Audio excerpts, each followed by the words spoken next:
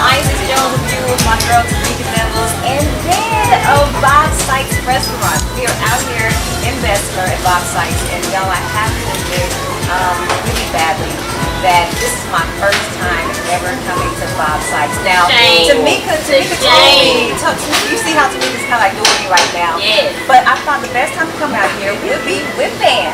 So he could, give me the full spread about how Bob Sykes came into existence, man. Well, first of all, now when you come here, you're going to be at the top of the mountain. Okay. So when you eat here, it's down the hill. Okay? That is true statement. And I guess I'd back that up by saying we've been here 60 years. Okay. So you got to be doing something good, and continuing to please generations of people at that point. But what makes this so unique and what makes it so good is the fact that it hasn't changed. Okay. That fire started in 1957 in Central Park, and we've been barbecuing ever since. And the greatest thing I can ever tell you is I haven't changed a thing. Because we all like to tinker with stuff, and I'm a tinkerer, and I like to do that. Fix it, they broke. Yes, exactly right. And apparently they broke this Tamika brags on it every day. Well, I appreciate. Well, she knows the difference. They do. See, what I do is my motto is this, as you know from being here, and you're going to find out. We go from the pit to the plate. Okay. Yeah, we cook all day long. I've seen others that perhaps cook early in the morning and they're kind of done for the day, but we cook the entire day because we want to go from the pit to the plate. And so another thing that makes me unique is I use the shoulder meat. We're using the lower half of the front leg. The upper half would be a Boston butt because it's the butt end of the shoulder. I didn't know that. See there? Barbecue. Good food and 101. yes, right. Knowledge. But I think that's a staple also of a good barbecue restaurant and connoisseur is that you do know your meat cuts, that you do know the different things that go into making a barbecue sauce correctly. Exactly. And we actually know that Bob Sykes has been selling stores for the last 20 years, so you can actually get the sauce not only in the restaurant, but in the grocery store as well. That's right. But that is the sign of a professional. You got your own sauce. Well, exactly. And what happened was, as this is 60 years old, as barbecue got popular and became more commercial, for me to make mine different than yours, I had to have a sauce. Because everybody's cooking pork and it's hickory, and so sauces came along. And in the beginning, they were basting sauces. They had vinegar and pepper, and they applied them while they were cooking to keep the moisture. Well, then later, as barbecue got more commercialized, my daddy realized you needed something to put on it to give it its own identity. So for years, we traveled around in his station wagon and asked for barbecue sauce. He'd pour it out on the napkin and get his glasses and try to identify what the little specks were. Okay? Then he'd make them hot and it wouldn't taste good. He'd just run it down the sink.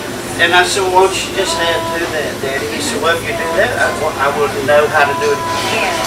So he got a fresh start every time. And finally, the search ended, and he got what he wanted. And what he wanted was something that is tangy, and it enhances the flavor of the meat. If you're the guy or gal that has stood over there for 6 or 7 hours and worked cooking that, you don't want to cover it up. You want something to help it to identify the work you put into it. And so that's what this sauce was designed to do. It's not too sweet. It's not too hot. When you're cooking for everybody, it can't be too salty and too hot. The greatest thing about this is it has a universal appeal where a lot of people like it. That's the sign of a good recipe. When a lot of folks like it, and I don't know if this is the time. No, this is the absolute time. Now, you saw me kind of inching the plate a little bit closer because I was kind of like, if you see the sauce on here, right? And again, I was brought up with the non-sauce policy. But dry, because of the meat and everything. You want to tenderize and do your meat a certain way. But I've always enjoyed a good sauce. So do you mind if I? No, please do. Because these are your specialties. You have. So what do we have? This is chopped barbecue pork. You're getting about 70% of what you sell is that. This is actually sliced meat right here. This is what I would call the connoisseur piece. We might have to have a knife to cut that if you want to try that. Down here, like Lick it. we all friends, Right.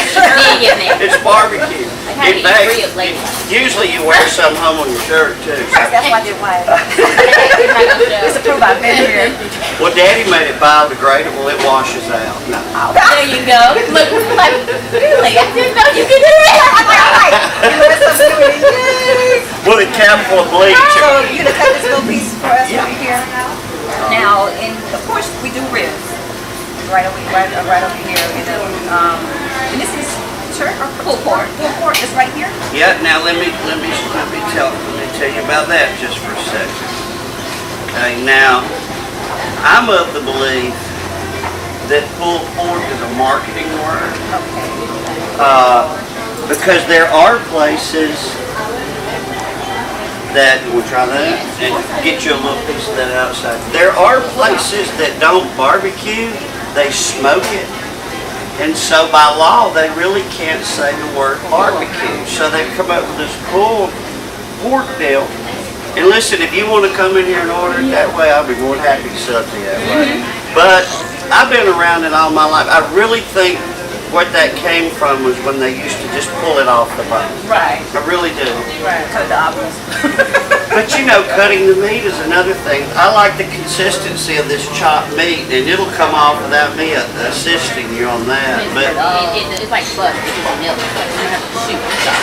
I'm Greek, so I eat like this. Oh my God. I eat like this. I just love that salt. I'm strong. It gives it just the right amount of time. Right.